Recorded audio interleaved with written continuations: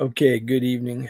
So I was watching this debate a couple days ago with Andrew Wilson and this secular humanist guy who's promoting the secular humanist manifesto.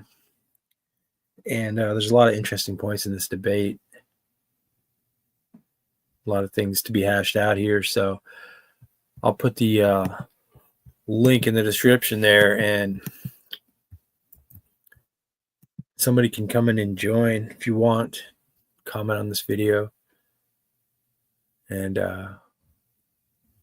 definitely a secular humanist if you want to come on and explain it, because this guy, Craig is his name. Craig, all I heard him express through the debate was his personal feelings and how he would get together with other people who agreed with his personal feelings to impose their feelings on the rest of us. And those feelings are based obviously in subjectivity, but not only that, the terms he's using behind the decisions are subjective ideas as well. So it's just subjectivity lumped onto more subjectivity. And I think that's, what's being pressed here by Andrew. Let's check it out.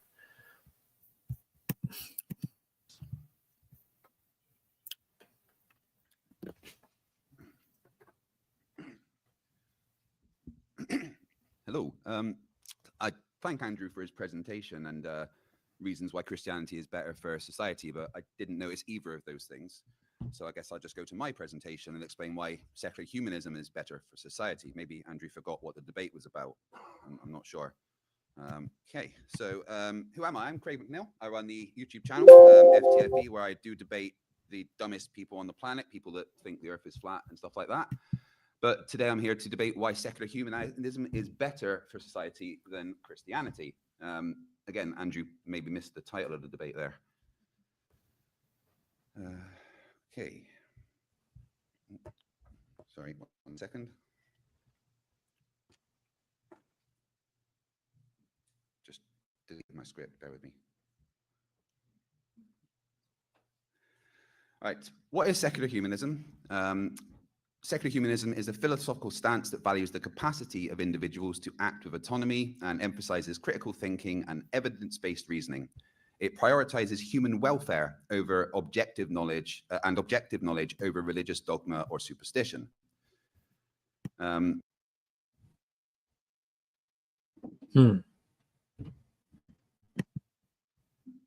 Secular humanism centers on upholding reason, ethics, and justice as foundations for a humane society. It advocates for human rights, social equality, and the continuous search for truth through scientific and rational inquiry. Second is humanism is all about cutting down the hurt and boosting the happy. It's a no-brainer. Cutting down the hurt, boosting the happy. Ooh, this sounds good. Give me some of that.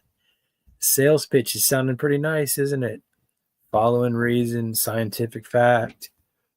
Boost the happy, cut down the hurt. Wow, I mean, how can you not want a piece of that? No brainer. Less suffering, more thriving. This principle shows up in the nitty-gritty stuff like public health policies and safety rules that actually work for us, not against us. Forget the days of wiping out chunks of Europe in the Crusades. Now we're into making life better, not starting wars over divine favor. It's not about making choices that help. It's about making choices that help everyone, proving that we can do a lot of good without any kind of holy wars. Secular humanism sticks to reason and real-world proof to keep its ethics sharp. We're not about bending the rules to fit old-timey text or mystical claims from a sky daddy as the world changes. He's not poisoning the well at all, is he, with all his terms? Dogmatic sky daddies, old religions. There's no poisoning of the well going on here. No.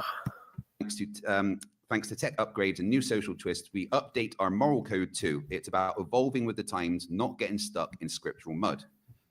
Secular humanism lays the groundwork for a society where common sense and fairness call the shots. It's all about using solid evidence and treating everyone equally to build a place where everyone gets to do what they need to. He's saying common sense and fairness as though they're just objectively understood, right? There's just so many subjective terms being thrown around here, and he's attempting to use, like people who hold on to tradition or religious texts as outdated, unworthy, unuseful. But these new subjective terms that he's bringing in, coupled with better, happy, thriving, a couple of buzzwords, everyone's going to be happy. Don't, no worries. We got this. This guy is going to tell you what better is, what thriving is, and you will like it. Thrive. This way, we all have a shot at living our best lives. Secular humanism taps into what we all feel deep down, things like empathy and compassion that cross all borders, instead of relying on the whims of... Secular humanism can't even account for these ideas of... he's bringing up like empathy and deep down intuition. They're just... since he relies on scientific fact, he's just talking about molecular motion, that somehow through feelings and emotion he's defining as, say, intuition and empathy, which is love. These things can't even be explained from his position, but he's using them as emotional rhetoric to sell you something. Deities with their own dodgy moral compasses. It builds ethics on the real shared experiences of all humans and the things we go through. This keeps things fair and focused on what actually improves our lives, helping guide smart, kind decisions, no matter... It's just so loaded. It builds ethics, right? His system builds ethics. So we want to know what the ethical foundation of his system is. It's his feelings. It's his current feelings. That's what this is all about. And maybe a handful of a group of others whose current feelings want to sell you a bumper sticker slogan that it's going to build ethics. So the very thing that we want to know about, where he's coming from, his ethical position, his epistemological position as well, how he knows any of this, and of course what he thinks is real, right? The metaphysics of the matter.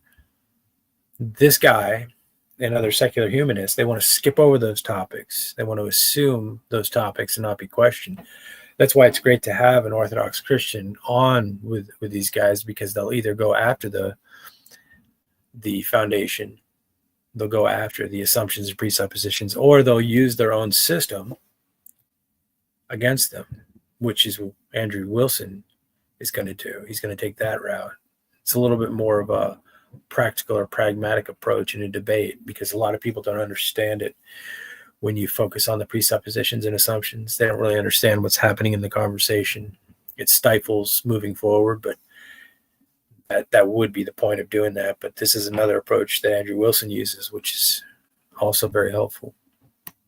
No matter where in the world you are, it's about playing by the rules that make sense for everyone, not just the heavenly few. The rules that make sense for everyone. What are those? We live in societies that are ruled by small ruling classes. I think, this guy either really thinks that the ruling class, governing bodies, are on his side, or he's part of the ruling class and governing body, or he's being used as a mouthpiece for the ruling class governing body. But this is not a rules for everybody, and everyone doesn't have a fair chance. It's never been that way. So my guess is he's either purposely or purposefully a mouthpiece, a lapdog for the ruling class, or just incidentally or accidentally acts as one. Secular humanism relies on scientific evidence and rational debate, driving major advancements in civil rights, health. What is scientific evidence when it comes to ethics, by the way? Where does science meet ethics, right? You can do studies on how people react to things. You can take data and say, oh, we did this to group A, and then we did that to group B, and then we applied this to groups C and D. They didn't seem to like it. This group seemed to like that. It's just some sort of experimentation. It doesn't get to the root of the idea of ethics itself. It's just trying to quantify feelings and emotion and experiments into how you're going to sell the next generation, about how you're going to rule over them. This is just it's all muddled up.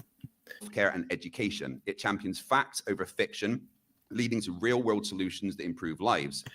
Like facts over fiction, right? Like we can take scientific data, we can take data of things that have happened, which are the thing about science and focusing on science is after the fact, right? It's what's called a posteriori knowledge.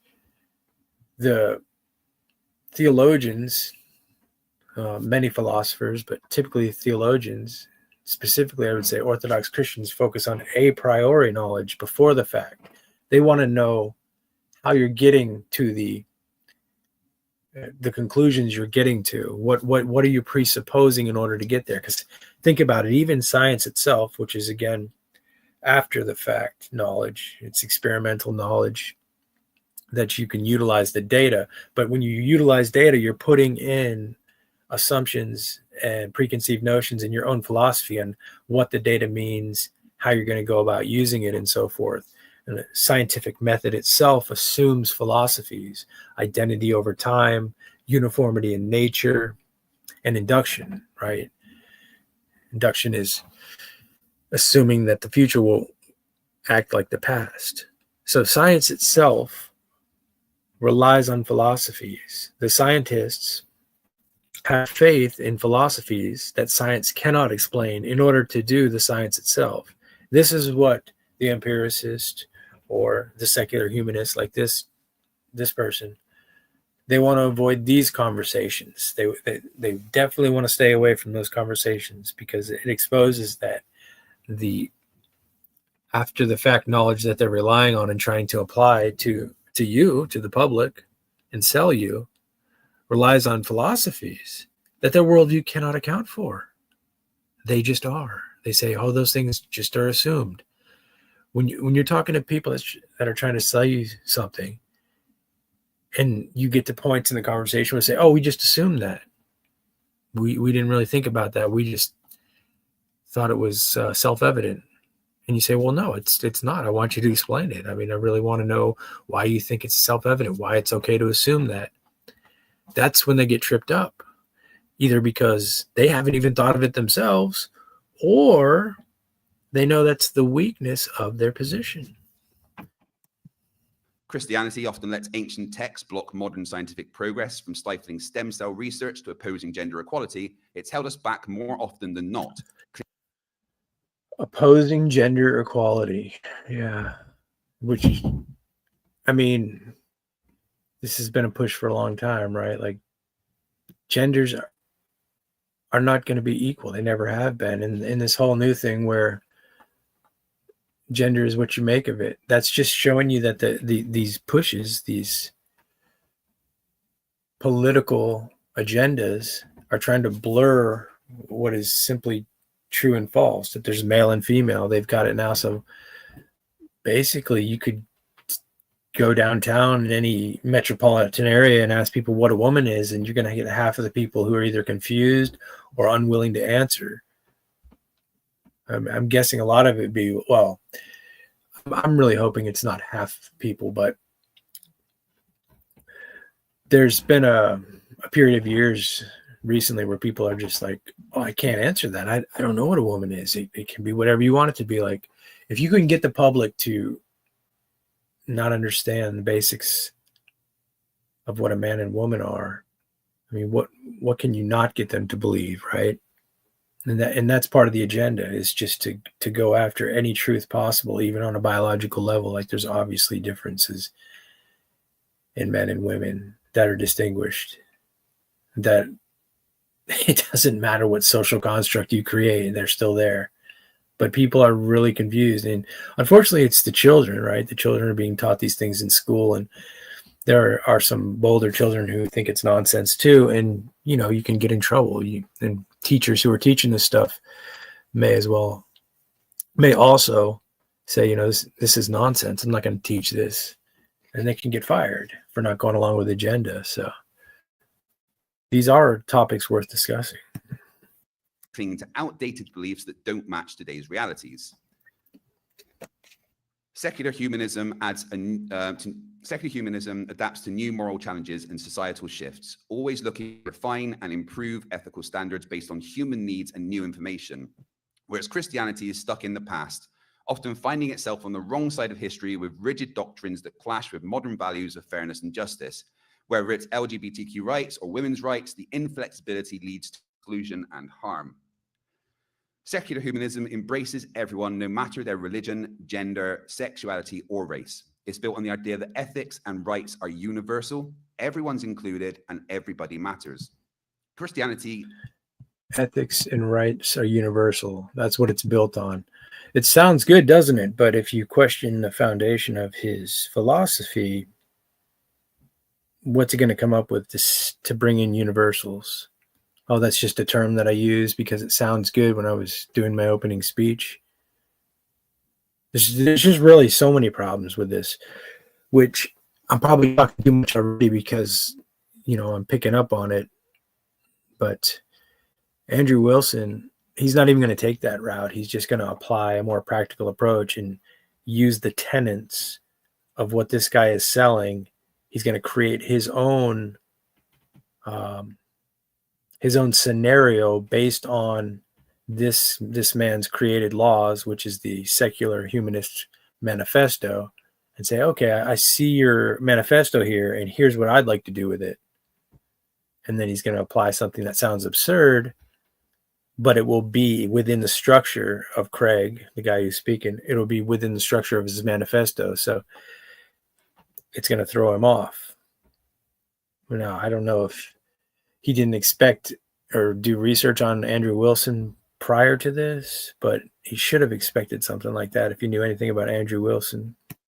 Too often divides and discriminates under the guise of divine law, leading to social fragmentation, whether it's condemning non-believers or marginalizing communities. How does he have knowledge that divine law is the guise of divine law? Like you can assert whatever you want about Christianity, about God, about divinity, but the assertion is empty unless you prove it true.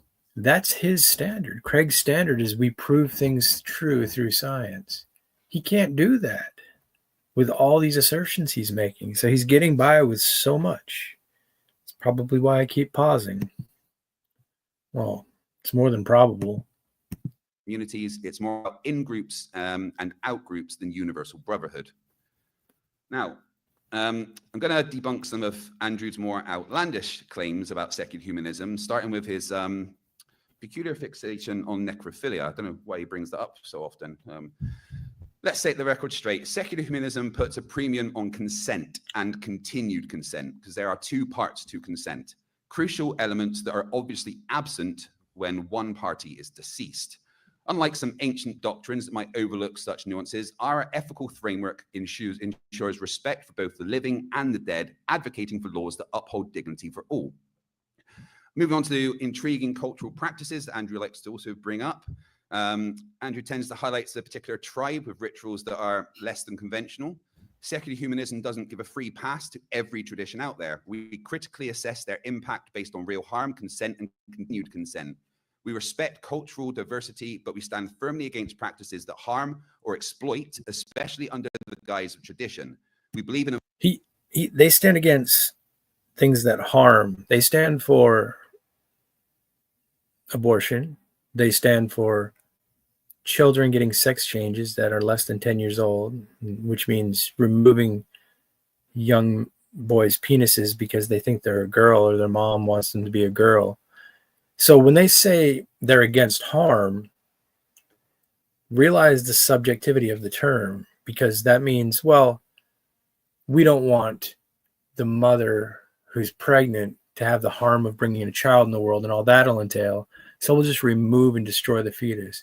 We don't want the mother of this 6-year-old boy who's convinced that her 6-year-old boy is really a girl to have to deal with that. So we're just going to remove the genitalia of this young 6-year-old. So when you're playing and dancing in this subjective realm that he's calling harm, well, whose harm is in question, right? That's a key thing to remember. And what does harm actually mean? And can he see the broad scope of harm? Because if you have a mom who's convinced her little boy's a girl and she does a surgery operation because she doesn't want to be harmed by the implications of whatever story she's made up that he has to grow up as a boy and it's really a girl, what harm is it going to bring that little boy when he's 8, 9, 10, 12, 15 years old that he has undergone such a surgery at such a young age? They can't account for all that, the whole scope of that situation. So this term harm and removing harm is just completely subjective, and it becomes nonsensical and terrifying even when you explore it to different degrees. Evolving traditions that promote human rights and dignity, not those that trap people in harmful cycles.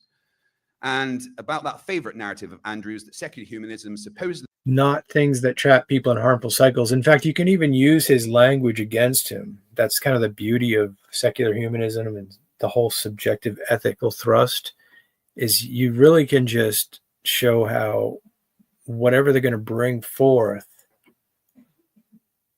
is going to be problematic if you just consider the ramifications of what they're saying in the long term or in a scenario that they haven't thought of yet. And I think a lot of ways out of that is they're relying on what has happened. And I think that's the way the ruling class works. They know they can control and shape people through different agendas. So they can't keep using the same game plan, right? Like you can't just line people up and put them into a gas chamber at this time like you could in Hitler's reign. And, Mao and Stalin were notorious for taking out their own people, democide. But now you have a technological age where you can sort of control people differently through information and misinformation. So you can, and always the education system, of course. You want to start with the education system, right? You want to tell young boys and girls that they might be a different gender and so forth. So they grow up thinking these things. They see them in Disney films and other things. So when people are changing the identity of their children, it becomes less severe and somewhat normalized. So what I was saying is the agenda seems to be the same over different centuries, even millennia, but you have to reshape it with the times. And that's all he's really doing. He's saying, oh, the times call for this morality and this ethic. You take those words and the usage of those words to move your agenda forward. So you dress it up, right, with political language. And that's all he's doing. And there's many of these talking heads. And this is why it's key to always focus on the fundamentals of what he's actually saying, the coherency of his worldview, of his philosophy. That's what you want to challenge. You don't want to challenge all his rhetoric, all his words, all his data. You're going to spend years in a lifetime arguing over this data point, that data point, this opinion, that opinion. Say, where are you coming from? Where does your ethical system start? Where does your knowledge start? Where does your reality start? opens the door to moral relativism. Here's the truth. Our moral framework is solidly anchored in the observable impacts of actions on real people. See what he just said there? What did he just say there? Narrative of Andrews that secular humanism supposedly opens the door to moral relativism. Here's the truth. Our moral framework is solidly anchored in the observable impacts of actions on real people. His moral framework is based on observable actions, like a trial and error, like an after the fact. Oh, when we do this, people don't like it. That's not moral. Oh, look, when we do that, people like it. That's moral. That's like, oh, let's let them eat cake. They like cake. They're smiling. That must be moral. I mean, is that really an ethical system, or is that just a preference based on the expression or the result you're getting after the fact? Promoting behaviors that enhance well-being and reduce suffering. Well-being is a common thread, is a common theme in the secular humanism. Oh, we promote well-being. We promote well-being. All you need to do is ask them questions like, well, since it's a subjective term, you point out Hitler, Mao, Stalin. Hitler did this. He promoted that the well-beings of Nazis and the majority in his circle and the majority of power within his geographical area said, well, we'd be better, our well-being would be increased if we eliminated this Jewish race. And he made a good case over many years, right? He got people to actually think, maybe he didn't use this exact language, but with his power, his propaganda, he got people to believe that they would be better off, their well-being would be increased with the elimination of a certain race. Rely on reason and evidence to guide us, not fleeting feelings or ancient edicts. We find deep meaning in human connections and logical thinking, striving for a society that values real outcomes over theoretical purity. Andrew, while you might be content to debate the ethics of bygone eras, we secular humanists are busy applying rational, thoughtful decisions to improve real lives today.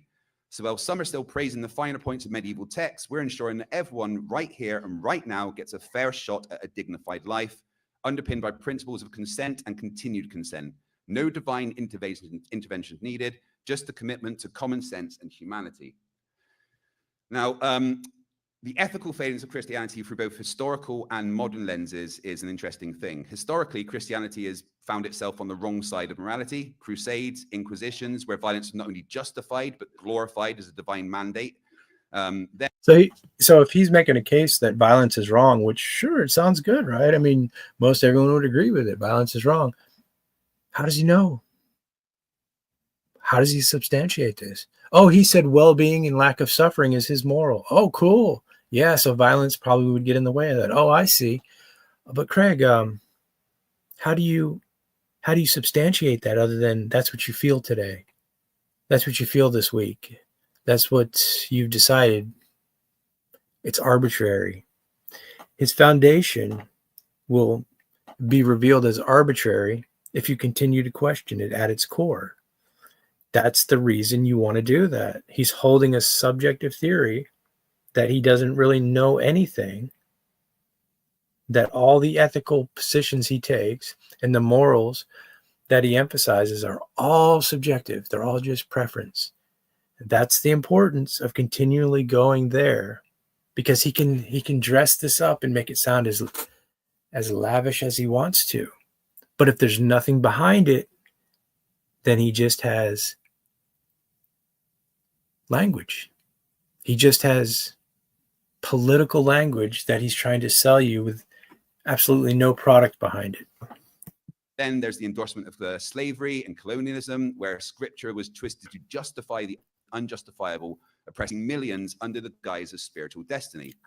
Fast forward to today, and we see the doctrine's lingering effects in discrimination against LGBTQ individuals and the suppression of women's rights, often justified by some ancient texts. These aren't just old tales, they're ongoing issues that affect real lives, fueled by policies and attitudes steeped in outdated belief.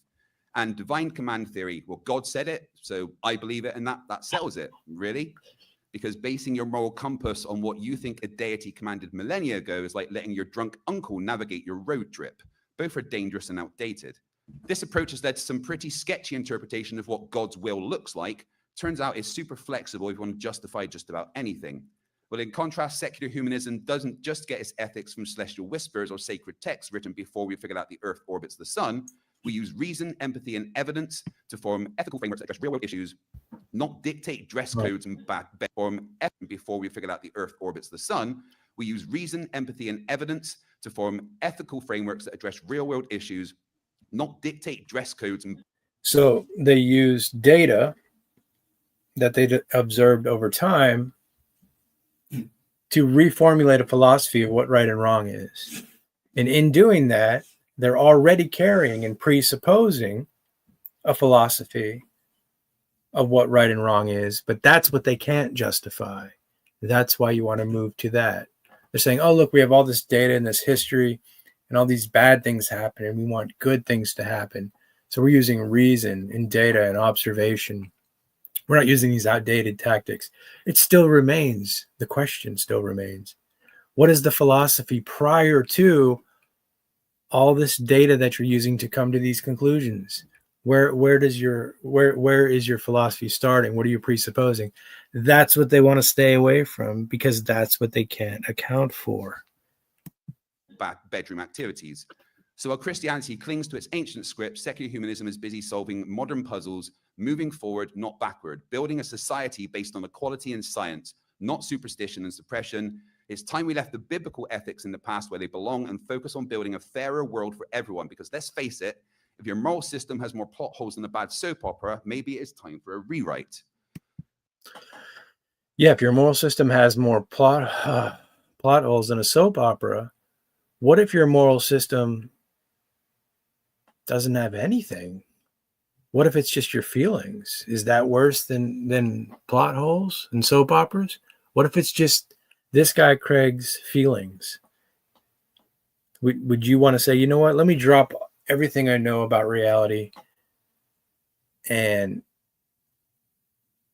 just follow this guy's feelings because he sounds like he's got it together. He's saying things I want to hear. So whatever he feels, I'm going to jump on board with that. I'm going to put my faith in this guy. I'm going to put my faith in his friends and let them rule over me and tell me what is. You know, any way you look at it, you're putting your faith in things that you can't necessarily account for if you're a secularist. There's no way around it. You're putting your faith somewhere. And again, that's what you want to press as a believer. What is it that you think you're putting your faith in? Get specifics. Don't let go of that. Don't let them just move forward. Don't grant them accountability and justification for these philosophies they're smuggling in. Otherwise, you're just going to spend the whole time arguing opinions. Hold them accountable. Make them justify the philosophies that they're using. Secular humanism isn't just good on paper, it's spectacular in practice. When we base our ethical standards on reason and human well-being, rather than ancient scriptures, we end up with policies that genuinely improve lives. This isn't about lofty ideals, it's about real benefits like better healthcare, advanced education, and robust welfare systems that actually work because they're built on evidence and not faith. Here's something Andrew might find hard to... Right there, right? Evidence and not faith. That's such a bullshit line after all what he's just said. Everything that he's saying is attached to faith. He's just running through different lines that he's written down that sound good, that all require faith. They all trace back to faith. Faith in what? Faith in what, Craig? Into this secular humanist feelings club that you're in. Well, we feel that well-being is important. We feel the data and the observation is important. We feel that thriving is important. We feel this is all about his feelings and this group's feelings at the base of it. And guess what? If those feelings change, well, so does their complete philosophy. You want to put faith in other people's feelings when it comes to being ruled over, decisions for your children? Is that what you want to do? In ancient scriptures, we end up with policies that genuinely improve lives.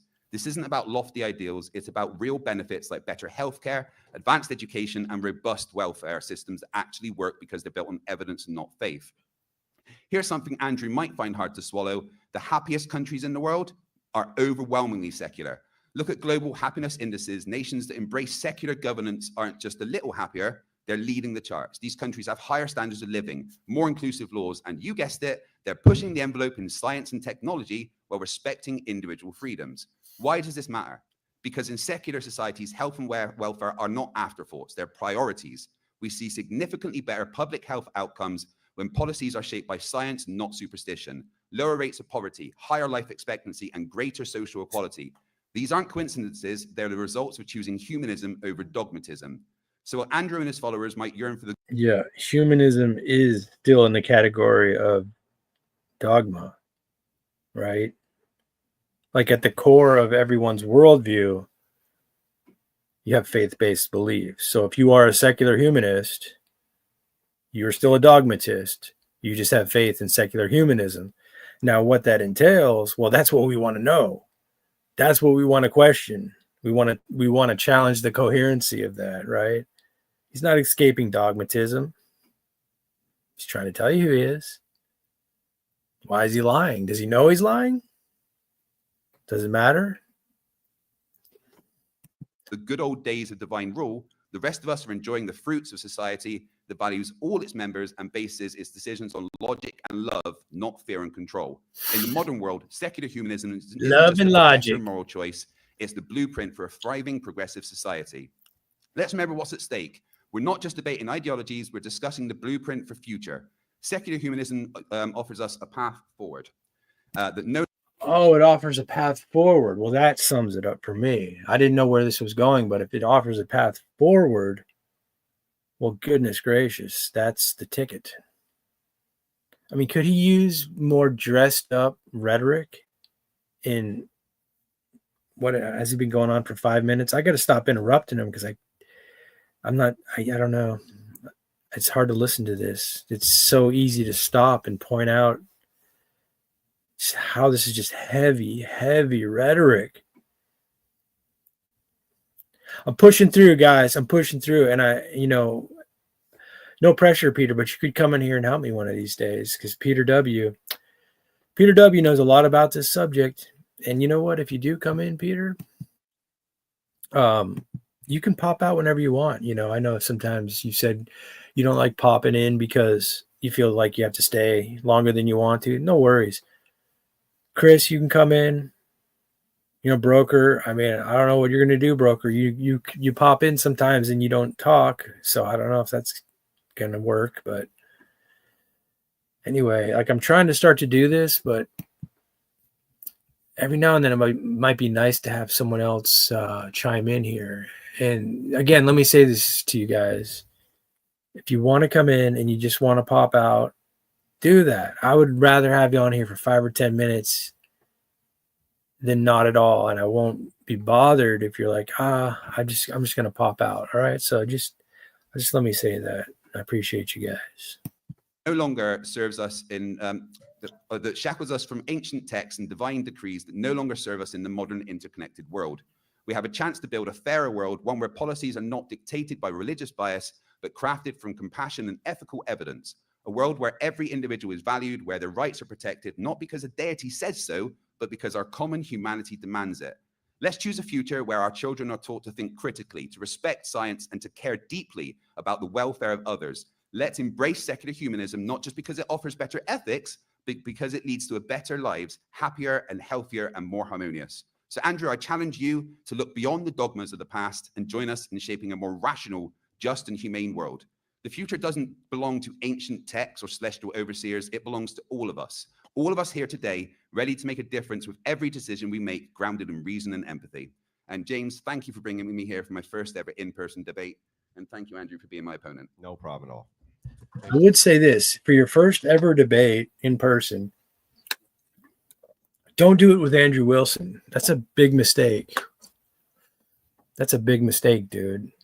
You don't do your first ever secular humanist debate with. How could he not known this? How could he have not researched Andrew Wilson first? I mean, Dillahunty had to walk off stage with Wilson because he was too aggressive up front, which really, it's probably the better move that Dillahunty left because he was about to get slaughtered. And, the thing about Wilson is he doesn't even go for the presuppositions. He just takes the manifesto and applies other real world data and applies other scenarios that are workable within the framework he's presenting. It's just that simple. I'm pretty sure that's why Andrew loves doing this, because it's very easy for him.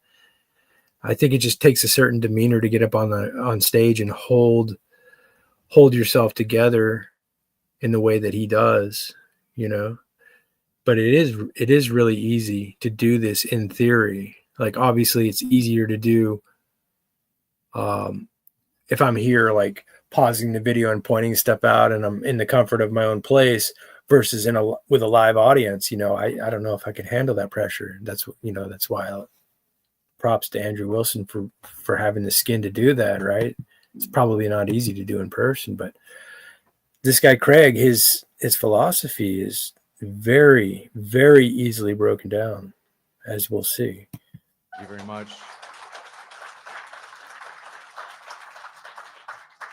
I appreciate those openings, gentlemen. We'll kick it into the 60-minute open dialogue. This guy, James, right? Modern Day Debates. He's like, I don't know. He's looking pretty decked out there in his white coat, huh? Like, I don't know, James Bond or something. What's up with that? Floor is all yours. Yeah. So if you don't mind if I Dapper. ask a quick question, do you have a copy of Humanism 3? No. You know, you do follow Humanism 3? It's a framework, yes. Okay, it is your framework. Yeah. Can you, using the document of Humanism 3, debunk a single prescriptive statement that I make? Well, your prescriptive statements were just something you made up based on your personal interpretations of it. And So secular Humanism 3. yeah, I was in the middle of talking, Andrew. So it's Humanism 3. If you calm down when I'm talking, that'd be great. Thank you. Yeah, what you did was you said, I think this is what the manifesto says, so therefore I'm going to interpret it this way and bring my own prescriptions. Well, Andrew, your prescriptions are your prescriptions, and that is literally a straw man because it is your own interpretation of secular humanism, which doesn't align with what everyone else thinks secular humanism is. You claim I don't know what an ad hominem things are. Trust me, I debate flat earthers all the time. But yeah, I don't have to argue. Okay, Peter, I saw your comment. I appreciate it, man. I just thought I'd try because, you know, if you don't shoot, you can't score, right? I'm kind of tired myself anyway, but I'm going to try to do this more often because this probably would be more helpful if people are actually listening than going over to the Universalist channel and arguing with them, because I don't think any of them are listening. And also it's just, you know, ad hom after straw man. So it's a different type of endurance. And I think I've done that enough. So maybe I'm going to try this for a while. We'll see. Against your personal prescriptions, we can just talk about what secular humanism is better for society. None of the things that you mentioned are about society. They're just what you don't like about secular humanism. What you don't like about secular, that's what secular humanism is. What I like, what I feel. So it makes sense that he would assume that his interlocutor's worldview is doing the same thing, right? You get that a lot from, I find that when you talk to atheists and you say, look, you break it down to, you're just giving me your preferences and your feelings about what you like and don't like and your subjective opinion. When you get them on that level, they tend to say, oh, that's all you're doing as well. So you can push them back far enough and they'll say, well, we're all just doing that. That's all everyone is doing. And when they do that, by the way, when they make those universal claims, like that's all we can do, that's all we have, you want to call them on that. Like, how do you have that knowledge that that's all we have, that subjective opinions and subjective theories are all that's available? That's a universal claim, right? You want to call them on that, because when you're actually arguing as a believer and from transcendental categories, using the logical theory that God is the necessary precondition for universals like logic and universals like morality, you're not using the same argument as a secularist, right? You're in a different argument, and it's not a deductive or inductive argument either. You can put it in a deductive syllogism if that's what they require, but it's a different type of argument. It's a worldview or a meta level argument talking about the coherency of an entire paradigm, that reality starts with God, that it's all possible with God, through God, from God. You're not arguing, my feelings are this, my opinions are this. They want to assume that's what you're doing because that's what they're doing, but you know, that's what you need to point out, and they won't accept it. They might not get it, but that's what the strength of the argument is, ultimately. What I'm just going to ask you is very simple. Humanism. Yeah, what I'm going to ask you, Andrew, is very simple. How long are you going to filibuster, dude? Well, I was literally about to ask a question. If you can but calm down and let me finish my sentence, then you can respond. Craig, right, what I am going to ask Craig, you chill is... out, Craig. Stop spurging, Craig. What I'm going to ask you, Andrew... Craig. I'm like 3 words away from the end. Craig. Stop spurging. Calm are you down. okay? All right, we'll get to the question. Go ahead, Craig. Do you need a moment, Andrew? It's okay. Calm down, Craig. If you need a Chill out. moment to like take a breath, Craig, that's Go ahead, absolutely fine. Craig. Yeah. Craig, wow, this is Craig. great time to ask the question. What I'm going to ask you, Andrew, is Spurging, because Craig. you failed to do that in your opening, could you explain to us why Christianity is better for society? Yeah. Instead of just Yeah, attacking here. your own views. Yeah. of So society. let's make this really simple, Yeah. right? So Craig says here, he says, well, that's your interpretation of the Humanist Manifesto. You see the problem? Yeah, Everybody's that going wasn't to the have an question. interpretation of the Humanist Manifesto. Thus, if everybody has an interpretation of the Humanist Manifesto, including me, we can make prescriptions based on it, Craig. So now I'm making prescriptions based on the Humanist Manifesto for what? Society. Okay, you are asking about Christianity. I told you that Christian ethics are better for society because I can refute the prescriptions made in the Humanist Manifesto that I just made in the Humanist Manifesto. You, Craig, cannot refute a single prescription I made off a single tenet in the Humanist Manifesto using your own manifesto.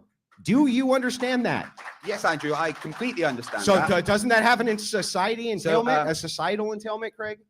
Would you like me to answer the question, or are you just going to talk when I talk? Can't wait. Go ahead. Do you need a minute to calm down? It's fine. We can take 2 minutes, and you can.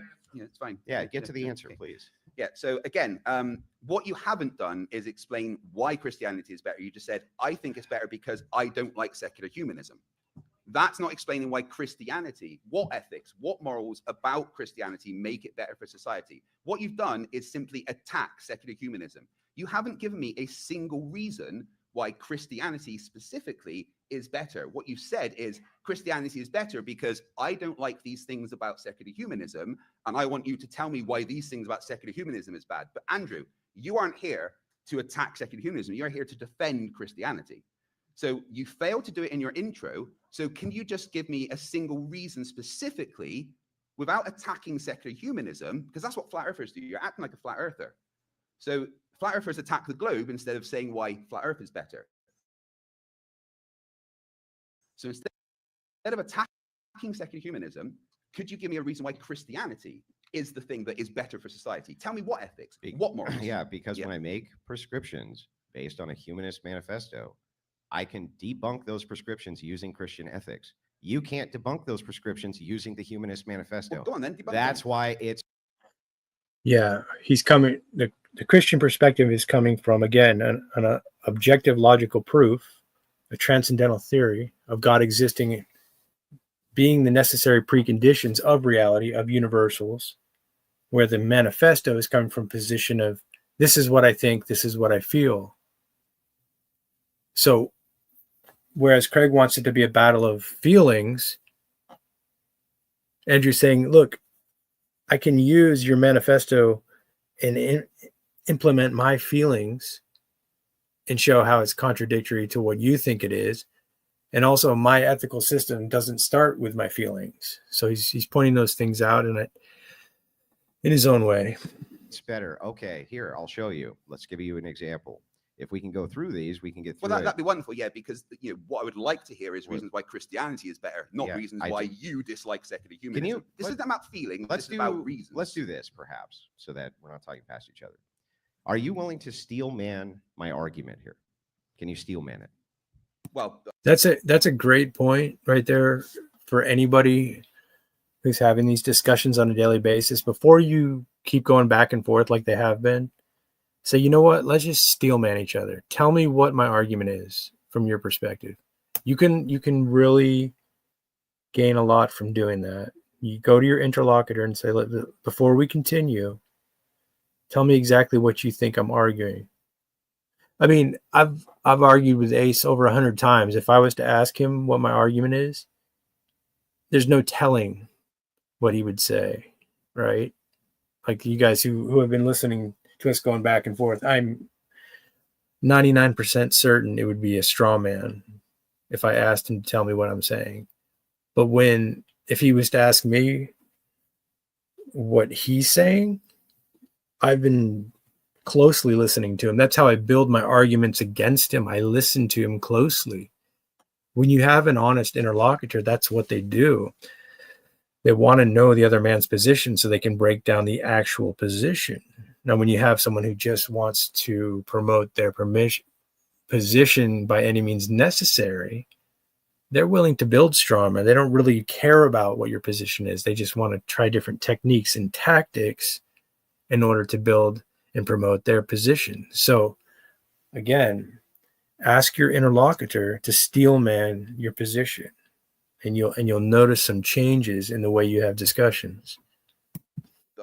Your argument would be based on your particular version of Christianity, which is which again?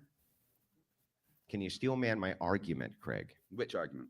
The one I just made, Craig. Your argument is you don't like secular humanism. These are the things I don't like about secular humanism. So I'm going to say secular humanism can do these things, and that means that secular humanism is bad. That's what you said, Andrew. You have given me a list of things that you think you can prescribe based on the Humanist Manifesto. So when you get that type of response from an unbeliever, that's good. That's good. That's key, because you can point out how he's thinking of things through his worldview, that this is really all about what you like and don't like, because that is his actual position. That's what Craig here, his position breaks down to: my feelings, my preferences, and what I like. So he's saying, Andrew, all I'm hearing is you don't like this, you don't like this. It's a projection, essentially. It's like a worldview projection. He's assuming that's how worldviews work because that's how his worldview works. Manifesto, right? That's what you've done, correct? Right. So therefore, you are saying, well, these are the prescriptions that I think I can give based on secular humanism. Why do I think Christianity is better? What's my argument? Christianity. You haven't said yet. You've said what you've said, Andrew, is that Christianity can debunk these things, but you haven't explained how it can debunk them. Okay, let's give me specifics related to Christianity. Let's do it. Debunk the things about secular humanism you don't like. Because so far you've given me no reasons why Christianity is better. Greg, I'll do it. The prescription for one. Do you agree that the first tenet for secular humanism is knowledge of the world is derived by observation, experimentation, and rational analysis? That's what I said. And if we go back to the slide, which you didn't present any. Why? See, you didn't present any slides. I win. No, knowledge of the world is derived by, let's see what he says: observation, experimentation. The first tenet for secular humanism is knowledge of the world is derived by observation, experimentation, and rational analysis. Observation, experimentation, rational analysis. So those three things, a whole slew of presumptions, assumptions, and presuppositions go into those very things. There's so much to hash out there. It's not just simply observation and experimentation. Again, the experiments rely on philosophies, uniformity in nature, identity over time, induction. The observation is subjective through the observer, what they're presupposing. The rational analysis is, different data, which you carry your own philosophies in consensus with other scientists or other people who are doing the experiment. So there's a whole slew of things that go into that, and they just try to jump forward and say, this is how we know things: observation, experimentation, rational analysis.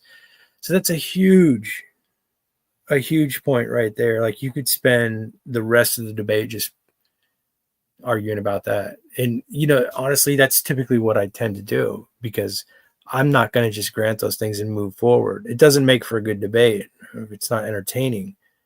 But if you actually are trying to get your interlocutor to question his worldview and reassess it, you wouldn't just grant him these things. You wouldn't say, oh, okay, observation, experimentation, sure, that's how we gain knowledge. There's assumed knowledge that goes into that theory itself, is there not? And of course, the ethic that's always there, that's the correct way to do things, that's the right way to do it, and so forth. So just always try to remember metaphysics, epistemology, ethics as the pillars, which is basically being, the nature of being and reality itself, how we know and how we behave and interact, which is the ethic. That's what I said. And if we go back to the slide, which you didn't present any. Why do I need to present a slide? Well, it's because, we've got a big thing up there to present slides, and I thought it'd be nice to. I have a slideshow. So anyway. Yeah, because one of us prepares for the arguments. The other one, I didn't prepare for the arguments because I didn't have a slideshow? Yeah, Andrew, you've done a million debates like this. This is my second. I thought I'd do some research and prepare and, give something for the audience to look at. But ladies and gentlemen, give him a point for slides. Come on. The guy made slides. you know, Okay, if well, you- can if we you get back didn't to want this? to- So yeah, do you, please, do go you ahead. agree, yes or no? Tenet 1, knowledge. I did say yes. Maybe you have problems hearing, but carry on. Greg, you need to calm down, bro. Oh, I'm fine. I'm waiting for your. Calm what down. I'm doing, Andrew, is I'm waiting for your argument, but you're yet I to give just one. I just want to make sure that we're clear. Yeah, we are clear, but Okay, you haven't good. yet Let's given move an argument forward. for your position. Okay, so my prescription to that, Craig, is the birth rate is low, therefore all women must be forcibly bred, and experiments must be conducted on them to maximize fertility and thereby maximize human flourishing because science, and that is good. Now, Craig, that's what I read from Tenet 1, right? Can you use any of the tenets in secular, the Humanist Manifesto 3, to debunk that prescription or tell me why that prescription? Okay, so what Andrew has done here is he's prescribed his own ethical system using Craig's tenets from the manifesto, from the secular humanist manifesto. He said, okay, he's essentially reading Craig's information to steelman it so he understands it and saying, well, what if I just apply my ethical system? How can you stop it, right? How can you refute it with your worldview? Which is a great play because he's not going to be able to. So Andrew can come up with as zany of an idea, a crazy sounding idea as he wants to, as long as he stays within Craig's worldview or Craig's framework. And that's what he's done here. So let's listen to what he's come up with again. It sounds outlandish, but he's done it purposely. Yeah, we are clear, but Okay, you haven't good. yet Let's given move an argument forward. for your position. Okay, so my prescription to that, Craig, is the birth rate is low, therefore all women must be forcibly bred, and experiments must be conducted on them to maximize fertility and thereby maximize human flourishing because science, and that is good. Now, Craig, that's what I read from Tenet 1, right? Can you use any of the tenets in secular, the Humanist Manifesto 3, to debunk that prescription or tell me why that prescription's bad? So still no reasons why Christianity is better. That's what I'm asking here. What you're saying is explain why this is good. Because but I'm under, yet to hear because why under, Christianity. okay, let me You explain. said you can debunk that using Bro, Christianity. Then I'll, so then can I'll you? explain. Yes. So under Christian ethics, forcibly locking up women and doing horrible things to them would be a violation of God's law. It'd be a violation of Jesus Christ's law to man. So because of that, Christians would say, no, you can't lock women up and forcibly breed and experiment on them. You're not allowed to do that. Good. So he's established what Craig's been asking for, right? Give me a reason your worldview, your position, your Christian ethics would prevent that or is better. So he's done it now. That should be clear as Craig keeps asking for this. So it should be clear. Now, he might not agree with it, but he should be clear enough so that now Craig has the burden to say, well, no, you can't just implement that into the secular humanist manifesto because, so let's see what he does. That, Craig. Now, Craig, I just gave you a demonstration of how Christianity would debunk this. Now, Craig, can you use the Humanist Manifesto to do it? Great. Absolutely. Let's do it. Well, so your prescription is a straw man of secular humanism. It's all right. I can explain why, right? Because secular humanism doesn't say, you've gone that there's a low birth rate, therefore we have to do this. Secular humanism doesn't say there's a low birth rate. Yeah, so Craig's confused here, calling it a straw man. I think that's why Andrew thinks it's so funny, because he's saying, no, look, I'm using your manifesto to implement my own ethical system, which I don't think you can say is wrong based on your own standards, alleged standards. So Craig I think he's confused by this, saying, no, we wouldn't even do that. He's not saying you would do that, say you would do that, Craig. He's saying anybody could do this. A different type of secular humanist could do this, and you wouldn't be able to refute them with secular humanism. Again, another secular humanist could say what Andrew just said, could implement it through the tenets, and you, as a different flavor of secular humanist, couldn't say no, couldn't say that he was actually wrong. You would just say, well, I don't like that. That's what he's showing you, Craig. That's the folly in your position. Read the tenet again for me. It says knowledge in the world is derived by observation, experiment, and rational analysis. And then what was your prescription? My prescription, based on my interpretation of this, is that the birth rate is low, therefore all women must be forcibly bred. Experiments must be conducted on them to maximize fertility and therefore maximize human flourishing, because science, and that is good. So you're saying that secular humanism makes a low birth rate? No, I'm saying that the interpretation here prescriptively on what I'm reading is that this prescription would not in any way counter that tenet. Well, the fact that there's low birth rates isn't a bad thing. It's not low birth rates, it's lower birth rates. Is locking women up and breeding them a bad absolutely thing? not. We wouldn't. That's not a bad thing, or it is a bad thing? When I'm in the middle of a sentence explaining something, that's when you be quiet and listen. Maybe I know you're used to. I know. I'm way out of line, Craig. I know. Yeah, but if you let me finish my thoughts, it would be helpful. You know, if I can finish what I'm saying. Okay, go ahead. So secular humanism is about harm, and locking people up and doing experiments on them is causing harm, and they wouldn't do that. A lower birth rate doesn't necessarily mean that things are bad. It just means that there is less people than having lots of people. Now, an extremely large birth rate has many problems. So we can look at what large birth rates cause: poverty, broken families, people being homeless, lots of things like that. So there's no reason secular humanism would, if there is a low birth rate, go and then lock people up and experiment on them, because that is not necessarily a bad thing. And having a slightly lower birth rate can actually help humans flourish. As a secular humanist, we're all about human flourishing, and having a slightly lower birth rate will actually help, because it allows better standards of living, less poverty, less problems, less children being abandoned, less family and societal problems from having too many people around. So you have come up with your prescription, which is a prescription I don't agree with. So I don't have to accept your prescription. Yeah. Right? Okay. So if I don't have to accept. Yeah, that's it. He's come up with a prescription he doesn't agree with, he doesn't have to accept. The problem is if another secular humanist comes up with Andrew's prescription and agrees with Andrew, he's not wrong based on the manifesto. He has a case based on Craig's manifesto. That's the problem, Craig. You can't actually refute it with your manifesto. The absurdity of what Andrew is bringing up can't actually be refuted by your own standard. Your prescription, I don't even have to debunk it. That is your prescription. Yeah. And it's not what any secular humanism would say. In fact, that prescription is a logical impossibility based in secular humanism, because it includes doing harm. And secular humanists would not. You want to talk about harm? I mean, it's such a broad, sweeping subject and so subjective, right?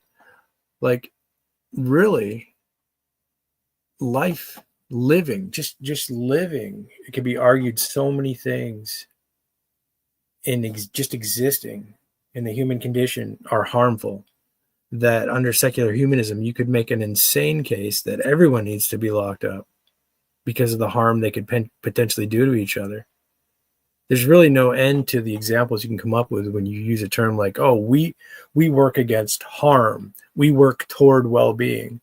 You just have basically people arguing what harm is, what well-being is. And then you have people who say, well, what about, my well-being, like Hitler? My well-being is dependent on harming Jews. Jews are getting in the way of my well-being.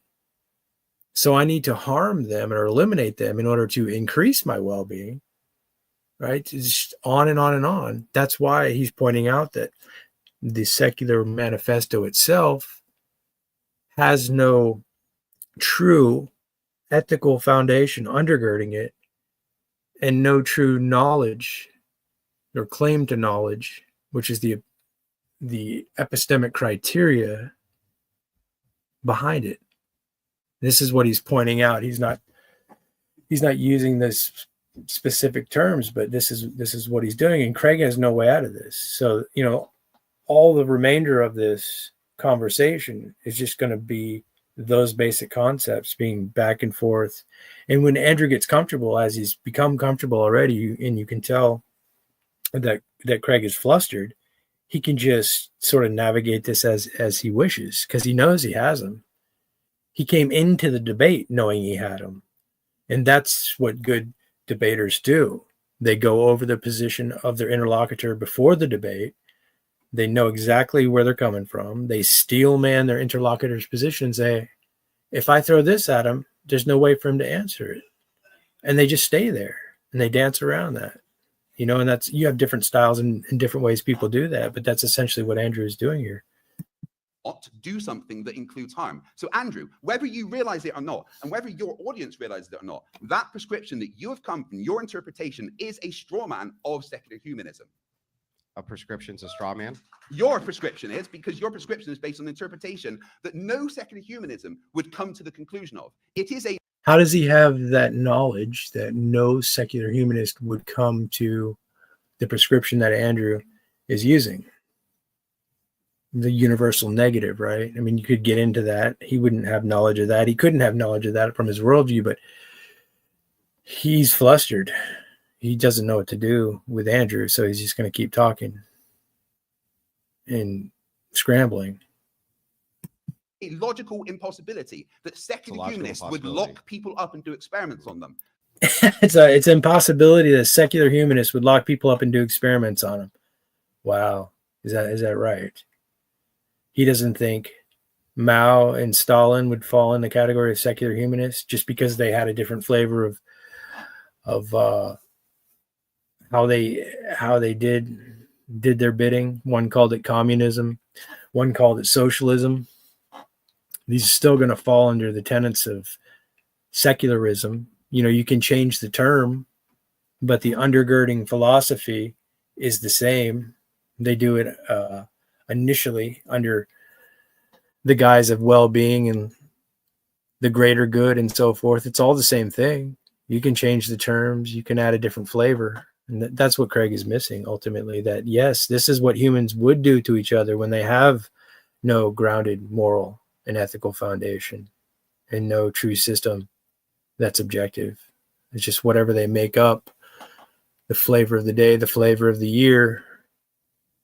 And terrible things have happened because of these types of systems. Now he can argue, like he did, it is open that different religious systems, terrible things have happened too, but he's, you know, defending his particular position right now and doesn't even realize that they're very closely related to the democide we've seen in the last 100 years. So to think that a humanist manifesto could include that as a prescription means that you have no clue what secular humanism is. Okay. And that's fine. If you Craig, don't know what secular humanism humanism I've just is, let you ramble for forever, right? But so you said... Craig, calm down now. Okay, carry on with your point. Sorry, I've had the red. Here we go. I apologize. Knowledge of the world is derived by observation, experimentation, rational analysis. This is a descriptive claim, correct? Mm-hmm. Okay. Do we make prescriptive claims off of descriptive claims? If you want. If you want. So if I were a humanist and I read that, whose interpretation would it be up to as to how it was applied or what the prescription was? Stop. Hang on. Oh, you asked me a question. Craig. Right. Oh, was I done? Calm down. You asked the question. What I'm asking you specifically is, if it is the case that the person reading it is going to be the person who makes the prescription, okay, then if I make a prescription here and it's not debunked by any of the rest of the Humanist Manifesto, and you're going to some external source, in your case, well, you see, there's a logical impossibility because secular humanists wouldn't do that. Yes. That doesn't tell us shit, Craig. I'm giving you a prescription based on your first tenet. Hang on, stop. Based on your very first tenet. I need you to use the actual manifesto itself to tell me how it conflicts with that prescription. What you're doing is you're saying, I don't like that prescription. That's great. Nobody gives a shit what you like. Show me in the Humanist Manifesto where it is that it actually debunks this prescription or says this prescription's wrong or says this prescription isn't humanist. What I'm claiming is that that is humanism. Okay. That is a humanist doctrine. You need to show me within the Humanist Manifesto how it's not. I already did that by explaining that the Humanist Manifesto doesn't say harm. It is about not doing harm. And again, Andrew, you are going back to your own interpretation. Now, secular humanism doesn't have one person's interpretation to take into account. Secular humanism is based on a... So there's another way to go about this too. Like if someone was a secular humanist trying to impose their worldview on you, all you would need to do is point out, no, I can't abide by that. It's harming me. the thoughts that you're bringing into my mind, the ideas that you're bringing up, I find them harmful. Therefore, they're going against your manifesto that you're trying to apply to me. So I'm sorry. That would be sort of another way to point this out. If you're going to use a word like subjective word like harm and well-being, and someone's trying to apply the manifesto to you, say, well, no, in my worldview, in my perspective, that's harmful to my well-being. So I'm going to have to reject what you're telling me. But the problem with that is when you get these secular humanists, communists, socialists in control, well, it becomes game over because you don't really have a say in what happens to you. They just apply what they call well-being and not harmful things to the society, and well, the society becomes not well and harmed, and it's too late at that point. But what I'm saying is you could argue with Craig that his implications, whatever he's bringing to the table, you feel you would suggest that they are harmful and they're against your well-being, like simply put. Collective, the shared experiences. We don't take the Bible. We don't take one We person. need you in the audience to remain quiet, please. We don't take one person's interpretation It's and not gonna say help that's him what we're anyway. going to stick to. Okay, we don't go, this is the thing that we say because this person. Right. So they get a consensus. They don't have they take a subjective moral system, well-being, and the least harm possible, which sound good on the surface. Then they get a consensus. They move to an ad populum. So you could think of this in terms of logical fallacies too, right? They're going to take a subjective experience, which would be an appeal to anecdote, perhaps an appeal to emotion, what they like, what makes them feel good, and then add an ad populum, get a consensus, a group of people to agree on it, which is essentially dialectics as well, right? Just taking logical ideas and trying to come to what they call a truth. But there's a way of thinking this. It's just piling different logical fallacies or stacking different logical fallacies together to come up with a system they call a better ethical system, when the whole idea of what is better and what is worse is still in question fundamentally. Person wrote this, and that is what we stick to. As humanists, we have collective experiences. We will get together and say, Do you write them in a manifesto?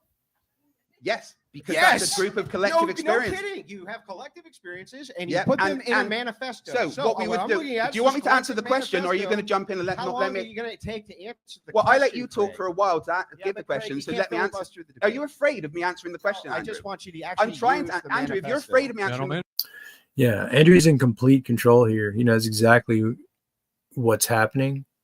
He's anticipated Craig's moves, so he knows exactly what he's doing. It's a good pause there too. That face, the way he's resting his head on his fist there is like, oh gosh, like I know exactly what you're doing. I know exactly what you're trying to do. Let's get through the fit that you're throwing, the time you're trying to buy yourself to figure this out, to work this out. It's basically over. It is over. He's got you.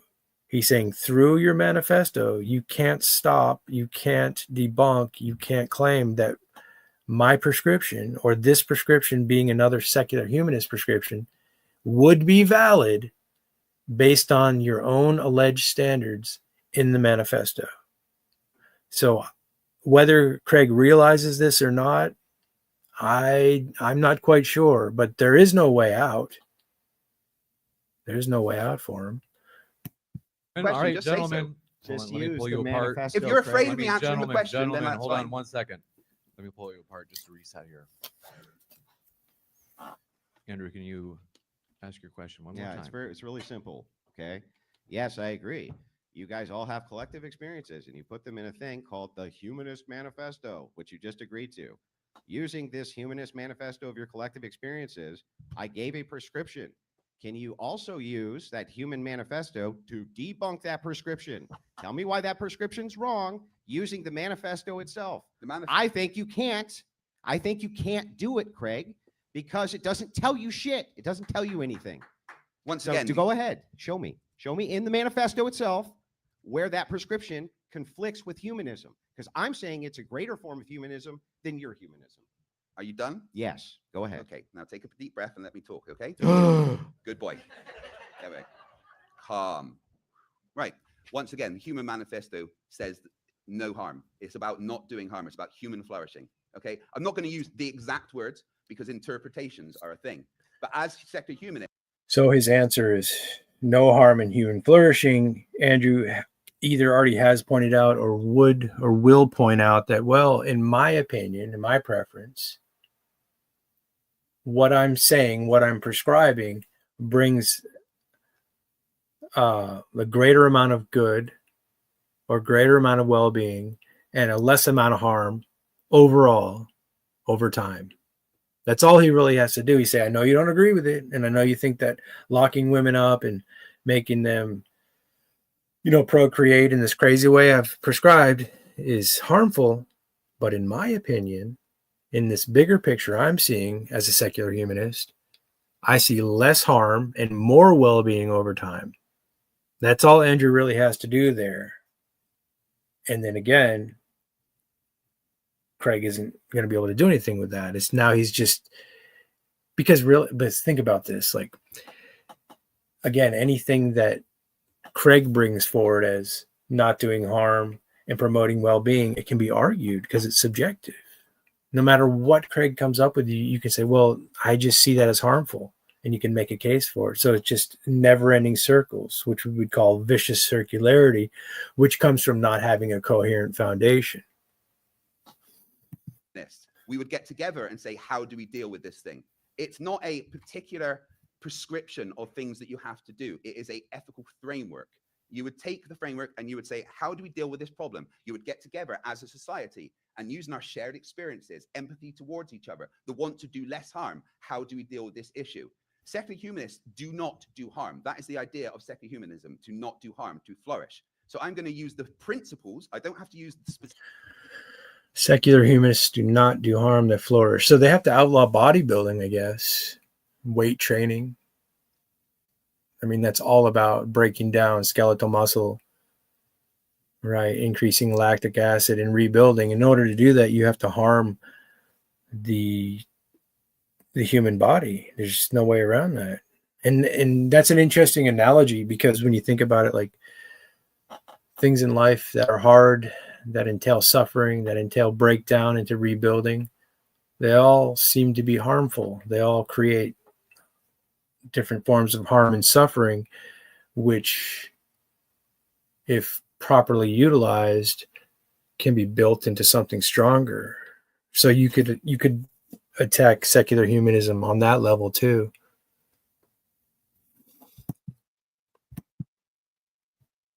Specific manifesto, because I could just get into the Bible and ask how stoning people on the Sabbath because they went to work is good for society, or how not letting women speak. Andrew, your Bible says that you can beat your slave as much as you want, as long as they can get up afterwards. That comes for a good society. No, I can tell you why Christianity is not good for society, right? But you have not given.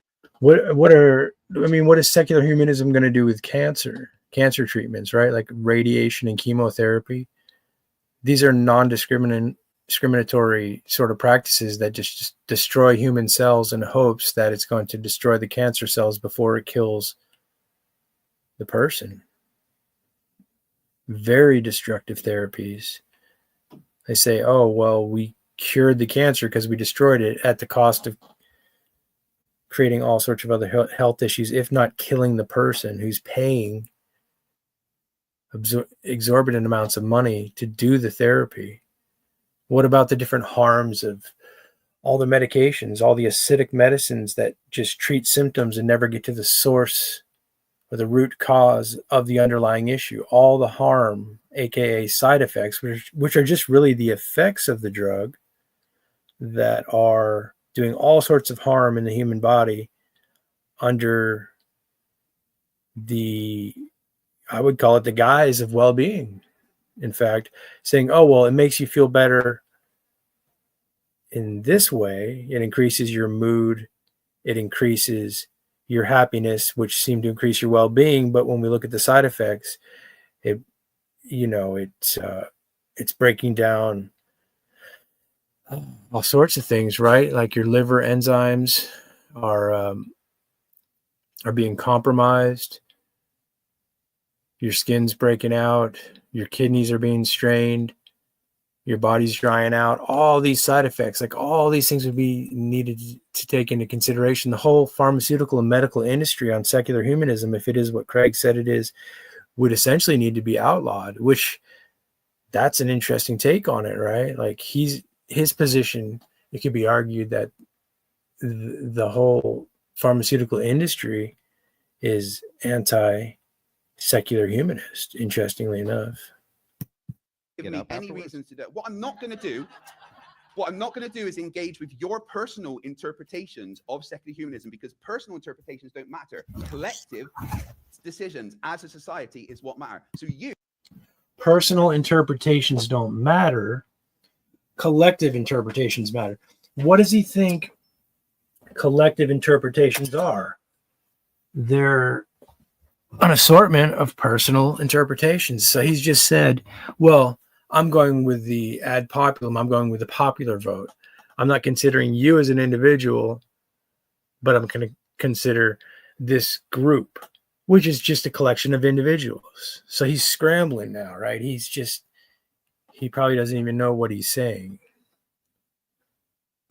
you individually deciding this is the prescription of secular humanism is not how secular humanism works. Perfect. And what you've done is said, we have got a set of rules by God that we can set out by. We've got a normative authority to go to. But that normative authority also drowned the entirety of humanity because he didn't like what they were doing. To use a normative authority that is a psychopathic deity is a very silly thing to do. We don't need a normative authority. We need collective experiences and how that will affect humans in the future. But a psychopathic political authority on secular humanism who decides that people aren't living correctly, that they're not living in a way that's flourishing and according to the well-being of his political philosophy, can start locking up citizens saying, you know what, you don't know any better. I'm the authority. I've been voted in by consensus, popular vote, and I deem it that you're destructive to one another. You're destructive to well-being and flourishing. You're harming each other. In order to prevent that, I'm going to lock you up in cages. That would be a variation of Craig's secular humanism. That, you know, if Andrew had used that example, you could say, point out how in your manifesto, that's wrong for that political leader with that political philosophy to do that to the populace. And it's not. And that's why I said at the beginning, like this person, Craig here, would be a good talking head for the ruling class, who essentially, as we have seen over hundreds of years, typically mistreats and enslaves the public. I mean, you know, it's always easy to consider income tax, right? Like in order to work and make a life for yourself, to give you and your family food, to increase flourishing and well-being, just to do that, to make money, you have to give a huge chunk of that income to these ruling classes, to these political parties. So right away, you can, I'm going into different subjects, not different subjects, but I'm going too far into politics. I'm gonna refrain from that right now. Future. Got it. So I just want to make sure I'll steel man. Wait for the applause. Come on. Thank you. Let's hear some real applause.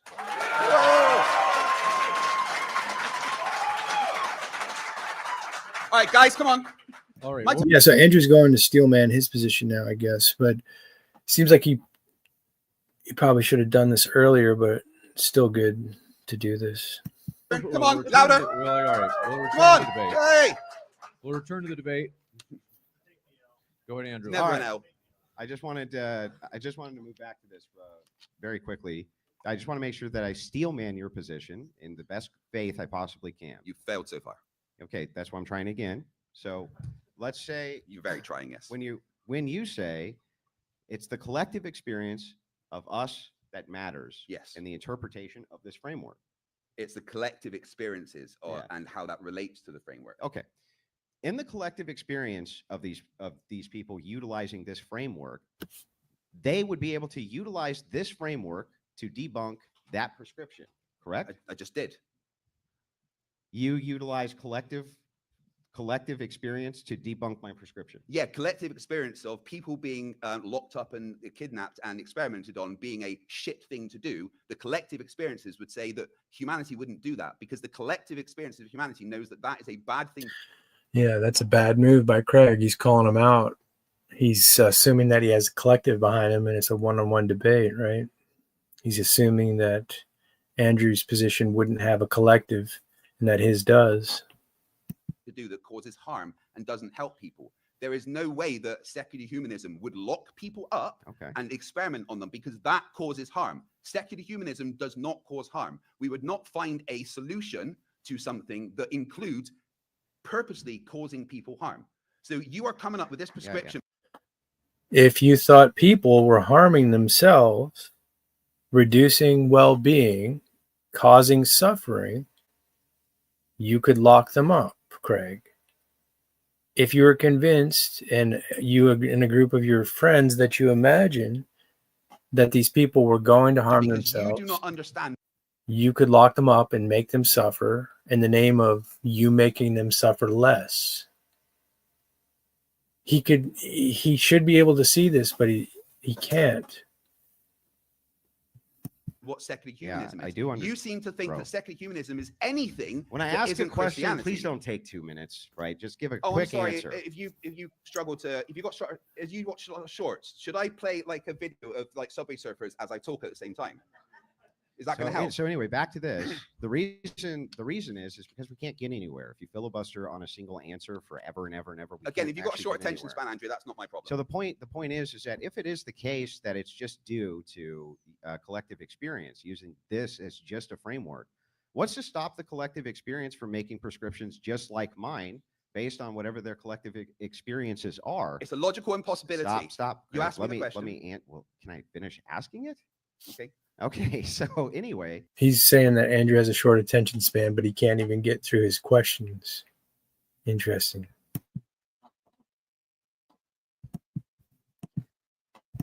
What's to actually to stop the collective from coming up with, well, for one thing, they can change the manifesto itself, right? It's already been changed multiple times. So it's the Bible multiple times. Nobody's disputing that.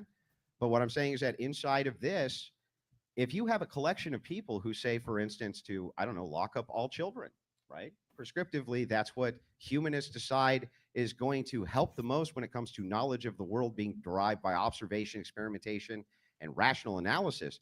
They're using rational analysis to determine children need to be locked up until they get to a certain age. What inside of the Humanist Manifesto itself is demonstrating that should not happen? What is it? What can you point to anything in it? The reduction of harm. Andrew, you keep where is it? Where is it? Right. Again, where is it? I'm not going to use the exact words that are in it because they're not in it. Because they're not in it. Right? I'm not going to use the exact words. We're going to use what it represents, and what it represents is to not do harm. You keep coming up with things that are harmful, right? Let me get this through to you. Secular humanism will not do something that purposely causes harm. You keep saying, who determines what harm is? Can you let me talk? Right. Who determines what harm is? It's a key question, because you can make a case that any decision you make that involve groups of people affect other groups of people harmfully. It's not that hard to do. You can make the connection when it comes to the larger picture, when you got people making decisions for other people and other groups of people. And that's where it never ends. So that's where you need to go to the foundation saying, well, if you're just saying that it's harm that prevents my prescription, and you're saying harm is subjective and it can be changed, what is it that you're actually saying? Who determines what harm is, Craig? collective experiences and empathy. So if Andrew. collective experience says But this they isn't don't. harmful, Collective experiences say that it is harmful, though. That is what collective but what if experience it shows. didn't, Craig? But What if the collective experience of these people But they says do, that's Andrew. not harmful? But they do, Andrew. What if they didn't, though? Right. Well, in the same way, what if God said that you could do whatever What you if he want? did? Answer my question. Well, but collective experiences don't. It's a Yeah, logical impossibility under the framework. The unanswer of the under first the framework- question loses, Craig. under Answer the my question. Under the framework of secular humanism, Uh-huh. that is a logical impossibility to do. Right. What is I do not have okay. to answer things that will Let's never start, happen. Let's start right? with what does logical impossibility mean? It means that it's something that is logically impossible as a You conclusion. can't from- use the words to describe the words, Craig. Yes, you can. What does logical impossibility mean? It means that it is something that would not come as a result of conclusions of what's happening. If you look at the overall, if you look at the overall conclusions of what secular humanism gives, and look at that, the outcome it would be. My a logical question is, what does And logical I'm trying to impossibility answer. mean? I'm trying to answer. It means that it is something that if you look at the overall conclusions of something Mhm. and look at it logically, the outcome is an impossibility. If you look at all the conclusions of secular humanism, what it tries to promote, the logical impossibility of locking people up and causing harm comes from looking at those of the entirety of secular humanism. He's saying he can look at all the possibilities that you can prescribe. I mean, how could he? How? He can't.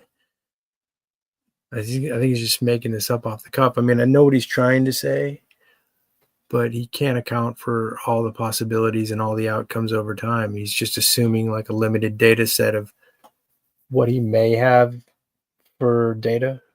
But, you know, surprisingly, Andrew's not bringing up similar systems like communism and socialism that have already transpired. Because, you know, politicians that have huge democidal movements like Hitler, Mao, and Stalin, they don't just overnight convince people to commit atrocities on their fellow citizens. They have to slowly use propaganda and brainwashing over time to make them think like you're in harm's way, your well-being is being threatened, and in order to alleviate that and stop that, you need to stop these other people. You need to end these other people's lives. Like these examples are there. I'm surprised he's not bringing them up, but he probably has good reason not to. It probably opens up a whole different directionality he doesn't want to get into. You keep coming up with questions of Wolverine, what if they locked people up? Yeah, I what just if want, they did I just that? want to make sure we It's got not this right. something that would happen in secular Is humanism. Wolverine from the X-Men logically impossible? Wolverine is from the X-Men, specifically the first. No. iteration The of the X-Men. character, the Wolverine from the X-Men, the adamantium claws, the healing powers, is that logically impossible? Using Copenhagen's interpretation of quantum mechanics, no. No, it's not logically. So Wolverine is not logically impossible, right? It could exist in another universe, as Got far it. as we know. But what is logically impossible is that a bunch of people can't get together and change what the meaning of harm is. Ouch. Yeah, that's not going to sit well for his future to say that Wolverine is a possibility, but Andrew's prescriptions aren't. That's it's not good for him. Let's hear that again. Impossible. Using Wolverine from the X-Men, specifically the first. No. iteration The of the character, the Wolverine from the X-Men, the adamantium claws, the healing powers, is that logically impossible? X-Men. Using Copenhagen's interpretation of quantum mechanics, no. No, it's not logically. So Wolverine is not logically impossible, right? It could exist in another universe, Got as far it. as we know. But what is logically impossible is that a bunch of people can't get together and change what the meaning of harm is. Well, again. But Andrew, you are missing the point of what collective experiences show us. We look at collective experiences throughout the world and we can see what harm is. You are just saying, well, what if they changed what harm is? But as humans. Yeah, that was a great move. You get the guy who's promoting this secular humanism. You show the folly of his worldview that he can't know anything for certain. So Wolverine is logically possible. Sure, he says in another universe, but he's not saying, no, because he doesn't know. But then he definitively wants to say no one would ever do what you're saying. No one would ever change harm into the definition and the way you're using it. It's a great move. We know Yeah, Craig, what if they change what the meaning of harm is, Craig? You got 3 words out there, Andrew. Can you Can answer I- the damn question, Craig? I'm trying to, Andrew, and if you let me, that would be wonderful. Oh, well, you see, the thing is that without answering Yes. the question never gets answered. I am and so we're answering never the going to actually question. answer If the you question if you because let me- answering the question is an unanswered question. Yep. Well, they changed the definition of harm, Craig. Yeah, Andrew, I'm trying to let me answer the question. They won't change the definition. Of Oh, harm. they won't. No. But Wolverine's logically Okay, possible. so Okay. All right. I'm gonna table it there. There's some good stuff in there though. Some good stuff. Basically, you just got worldviews based on my current feelings versus worldviews that have a commitment to truth, to an objective moral system. So when you're arguing from these positions, it's a huge fundamental difference. And it's key to be able to point out that your interlocutor is saying he doesn't know anything for certain, that the starting point of reality is that it just is, and that his ethical system is based on feelings and preferences. So you got sort of a, if you want to sum it up, and it just is, I don't know, it feels right worldview telling you that you're wrong. You can't be right. So if you know how to navigate that, and you know how to stick to those three pillars, metaphysics, epistemology, and ethics, you can do a lot of damage to a lot of this folly, because it comes in all sorts of different flavors, but it's the same folly, and it's the same fallacious reasoning when you stick to those pillars, those basic philosophical pillars. So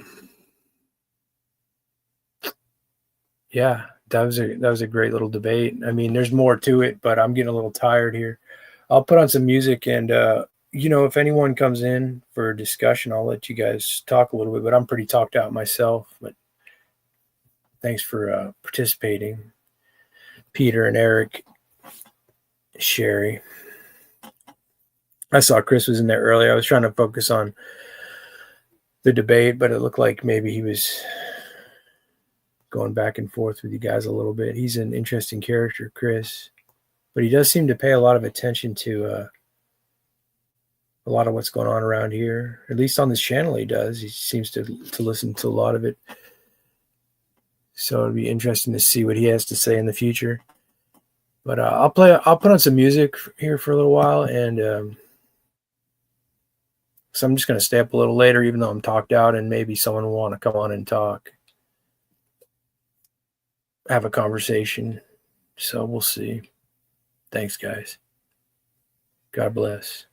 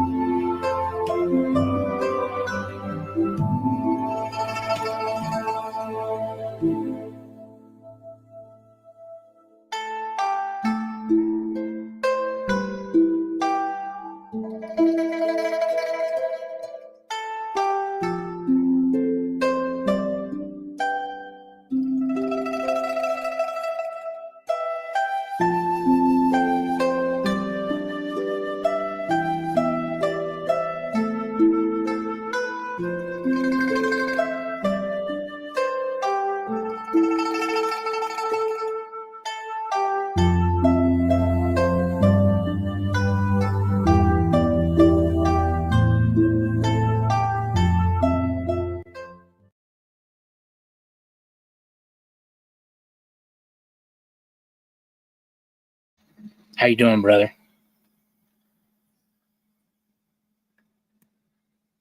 Hey man, I'm doing all right. How you doing? Doing well, doing well. I'm good. I was contemplating something a little bit earlier tonight, and I'd just like to kind of share this with you. It was in Ephesians, it's chapter 5, and most people would recognize this as, I guess Ace would look at it as condemnation verses. But I want to get past these real quick and go to the main point as I read this through real quick. But he says, "Be ye therefore followers of God as dear children, and walk in love as Christ hath also loved us, and hath given himself for us, an offering and a sacrifice to God for a sweet-smelling savor. But fornication, uncleanness, covetousness, let it not once be mentioned among you as becometh saints.